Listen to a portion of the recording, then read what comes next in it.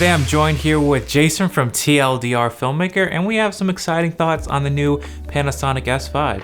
Jason, thanks for joining. No, thank you for having me. Our last podcast was actually about the GH6 and what we thought was coming, but we got an S5 instead, so... Right, and actually this S5 marks off a lot of boxes of that GH6 wish list, so let's dive into this S5, shall we? Oh, absolutely. And I'm just gonna assume that if you guys are watching this video, you probably already know what's in the S5, so I'm just gonna rapid fire some of the interesting stuff that we're seeing from here.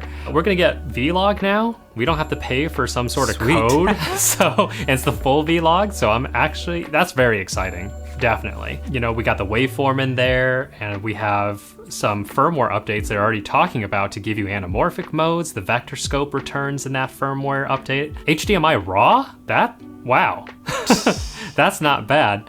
I love the fact that we got a dual SD card now, whereas the S1, had the two different types of cards. And a little bit on the off news is that Panasonic is finally releasing a bunch of f1.8 primes. So I think that's really good. Like, that's something they needed for sure, especially for people that want to invest into the L-mount system. I mean, those were the ones that kind of stood out to me in terms of features. What about you? So this Panasonic S5, it's essentially an S1H for $2,000, half the cost of an S1H. And you're really not missing much. There are some little things, some little cons, which we'll get to, that don't make a lot of sense, but for this price point, the fact that it can output RAW, it's a full frame camera, This is a really exciting camera, and I think it might be actually beneficial to a lot of creators. I think so too. The one thing that I was very confused about was the move back to a micro HDMI. That was something I was not expecting from this announcement. Right. And I'm kind of a little jaded when it comes to the whole micro HDMI experience because my GH4 micro HDMI did go out within the less than a year, and I had to send it in for repair. Took me about 2 months to get my camera back, but when they gave me my camera, I actually got someone else's GH3, and I was like, oh man, that was a horrible fiasco. So I'm not really sure what Panasonic was doing with it. I understand that micro HDMI might have been the only thing that they could have fit in here because of this next very questionable move, is that they made the body smaller than the GH5. That's right. It's even smaller than the GH5, and it's a bigger sensor, so that can have some problems with maybe heating. I know there's a recording limitation in place with 4K 10-bit. I think that's more of a safety precaution, but now basically if you shoot 10-bit 422, you have a 30-minute recording limit, which coming from Panasonic, I am used to the idea of all you need is a battery and SD card and you can roll. Right. Until one of those fills up or dies, you can keep rolling. Right. So that's what I got used to. With this recording limit, it's not really something I'm excited about, to say the least. Yeah, with that smaller body, the IBIS, with that larger sensor, it's not going to necessarily work as well as the GH5 per se. So, that is really, it's kind of odd. If anything, I would have expected them to at least use the GH5 body again, or maybe even give it the S series body to really match the IBIS performance, but I don't know, maybe it's a cost-cutting measure, and it kind of makes me wonder. I was like, well, how much more was it going to cost if they, didn't shrink the body? Right. As many of you guys know, I use the Panasonic S1H and the S1, which are, I really enjoy those cameras, and they are beefy cameras, but I do like that heft. I think it balances out the lenses a lot better. So the whole reason to switch to a smaller size, smaller body, really gets me thinking, because now with a smaller body, we have a new battery. So that means you can't actually use those same batteries. You have to manage and charge different batteries. The last con that I can think of is, they improved the autofocus. I was actually quite impressed with what it was able to do, but unfortunately, we are still working with a contrast depth of focus system. But if you're shooting in the higher frame rates, like 60 frames a second, especially in APS-C mode, maybe even 30p, that the autofocus actually works quite well. It's only when you're in 24p, especially in full frame, it doesn't quite work as well as we would hope, and that's where Phase Detect really comes in. But this is probably the first time I've ever seen a Panasonic autofocus where I was very surprised at its performance at a higher frame rate. For people who don't know, Nate specifically does a lot more corporate videos because he works for a company that does such things. He's done some music videos, which you should check out. Link it up there below, or up top. And the one thing that we both have in common is we do content on YouTube.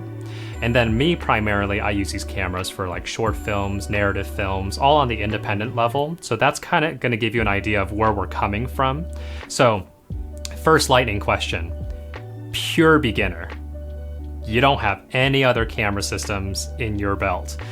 Would you recommend it for a corporate event, maybe wedding filmmaker, an S5? You know, for someone who's like does a lot of different projects, I think you need a camera that's versatile. You don't know what situation you're going to go into.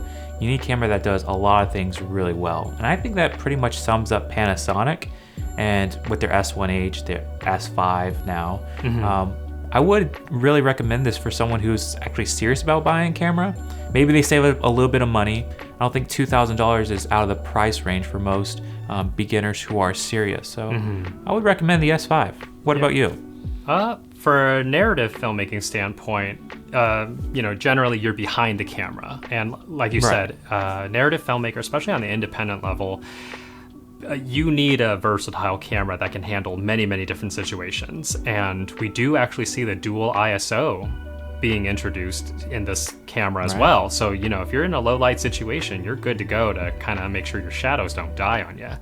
And having the IBIS is good, even if it is in a smaller body, it's good to have it. Then having that V-Log, as an independent filmmaker who's really serious and wants to get into it, $2,000 is really not that bad, especially the promotion that's going on right now, that you get that Sigma lens, the 45 to 2.8 for $2,000. Like that's a, $500 some lens, I think? That's a killer starter set. 45 millimeters, Absolutely. You can shoot a lot of stuff with that. I mean, a GH5 started off at $2,000 and you didn't get a hopping lens like that. Knowing what you do with the S1H, that's your primary camera. For me, I'm moving to a Sony a7S III for my camera. Is the S5 something that's enticing enough for both of us to go, quote unquote, backwards and downgrade to an S5?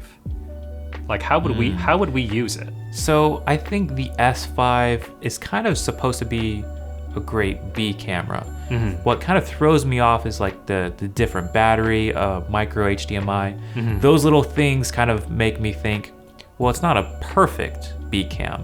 You still get identical image quality. Right now I use the S1 as my B cam. So I think in many ways the S5 makes the S1 obsolete. It's much cheaper and you get a little bit closer to an S1H. Now, here's how I would answer your question. If I had no camera at all, I'd probably get two S5s. But having these cameras, it doesn't really make sense for me to sell off one and buy another one when they are just so similar already. Right. And even one thing I would love for you to touch on is because you work in log way more than I've ever done.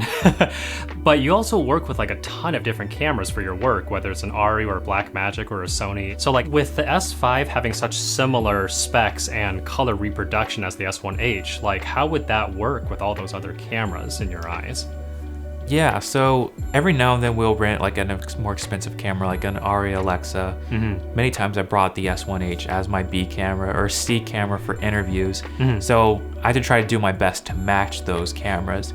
And surprisingly, you can get it really close. You know, if you light well, you can make almost any camera, look really good. But the S1H is surprisingly capable, especially in Vlog. The fact that you can manipulate the footage, you can actually push the colors around much more. When I had the GH5, I was perfectly happy with that camera, but with that camera, if your highlights were blown out, you could bring it back a little bit of detail, but that was it. If your highlights were clipped, they're gone. But with the S1H, and even the S1 for that matter, and definitely will with the S5, you can bring those highlights way back and restore a lot of detail, which kind of brings up the argument of like, do you even need external RAW? Get it close in camera, expose and white balance right, like you should already be doing. You're going to be able to manipulate the footage to where you want them to be. I mean, for my work, you know, it's no question. Some people who know me already know that I'm moving to a Sony a7 III. So I'm leaving the Panasonic camp temporarily. I'm still going to use my GH5 because it's a great camera.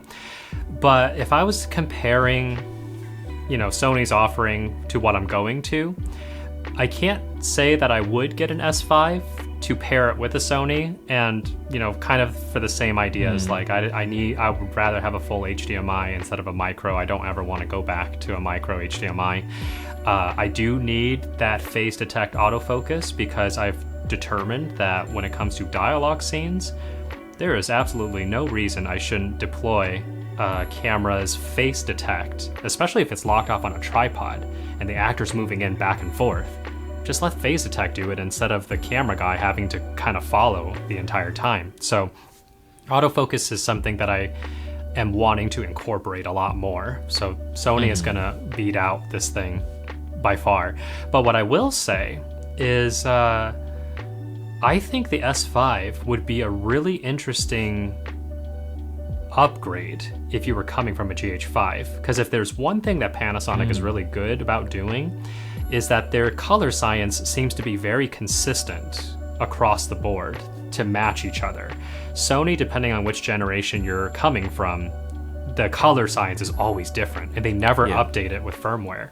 So what I will say is that, kind of talking back to what you said about the whole battery situation, the fact that it's using more or less a GH5 style battery, if you got the S5 and you got a bunch of S5 batteries, knowing that they can go into a GH5 and use it that way, and maybe you've already invested in full frame lenses.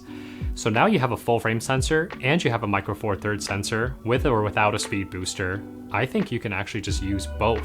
And if I was still in the GH5 camp and didn't need autofocus, I would probably get an S5 and turn that into my A cam, and my GH5 will become my B cam. That's another great way to look at it. I mean, GH5 is still a very capable camera. And even if you can't afford an S5, a used GH5 is found pretty cheap, and it's a great bang for your buck in its own. Yeah, for me, I think, you know, it's gonna have to ask a couple questions, of course, and it's, are you in front of the camera or if you're behind the camera? Because I feel like if you're behind the camera, man, the S5 gives you a lot of great stuff. And again, like I can't stress this enough. If you do want to go for an S5 and you get that promotional deal right now, you're good to go right out of the gate at $2,000 with a really capable lens. So, but I feel like, you know, when it's competing against other cameras like the Blackmagic Pocket, I think some people are going to wonder about that. And coming from my feature film background, I have to say it really depends. If you have enough time to set up everything, whether it's a slider, a gimbal, a tripod, then yeah, something like a Blackmagic probably will be beneficial to you. But for my productions being on indie, sometimes something could happen and push the production 2 hours back. But we don't have the luxury of adding on an extra production day. So sometimes we do have to run and gun the crap out of a scene, and we probably have to use that IBIS. So that being said, like an S5 is definitely a very capable independent filmmaker camera, even for documentary and probably even for weddings, because again, that dual ISO is really gonna help. But if someone was like a pure YouTuber just filming themselves, I'd probably push people more towards the Sony, because we do have the Sony a7C and the a7 IV coming around the horizon probably before the end of the year. And there's just something to be said about having autofocus work for you when you're not behind the camera. So, and they're probably going to be about the same price range. So I would say might want to look for Sony. Kind of to go like full circle, GH6. How is that going to fit in now that we have an S5? Part of me is hoping that they really excel and propel the GH line even further than we ever thought. So whether that's a new sensor design that actually somehow can give you the full vlog, Because then, kind of going back to my point about the two batteries being the same, because chances are the GH6 will have the same battery as the S5, is my best guess. So if that's the case, then that kind of further puts what I said about the S5 being the principal full frame camera, and the GH6 becomes the B camera. And again, for the people that did already initially invest in full frame lenses and just using a regular speed booster or an XL speed booster to really use that image circle, well, now you can float between the two systems and you'll be good to go, and they'll probably match up really well. But I would say if the GH6 could actually give you full V-Log, probably 4K 60 with no crop is my guess, 10-bit 422. Yeah, I think the GH6 could actually still be a very viable solution. And I don't think it's necessarily dead in the water in terms of micro four thirds. So 2020 has really, they've been pushing out cameras a lot, like you said. And that really begs the question of like, how should you be upgrading your cameras? Because there's a camera releasing every few months. It seems like it's like, should I hold off for the next one, or should I go ahead and buy one? What are your thoughts on this kind of world we live in where cameras are coming out more and more and cheaper and kind of undermining the cameras that you might have just invested in? Yeah, at this point in time, I think we have so many options in cameras, and they all do like really great things. So I would just say, as a general guideline for you guys, whether an S5 is going to be right for you or another camera, just ask yourself the question, what do you need 95% of the time? Do you need that autofocus? Are you behind the camera and you just want a really good image at a really good price point? Do you need the IBIS, or do you want to just stick with something that doesn't have an IBIS in the Blackmagic? Like, really ask yourself those questions, and I think that will propel you to the right camera for you, no questions asked. Yeah, so we want to hear from you guys. Are you guys going to get an S5, or are you going to wait for some other things? We'd love to hear your thoughts and discussions in the description down below. Other than that, thank you, Jason, for coming on board and talking about the S5. Thank you so much. And we'll talk to you guys later. That's good.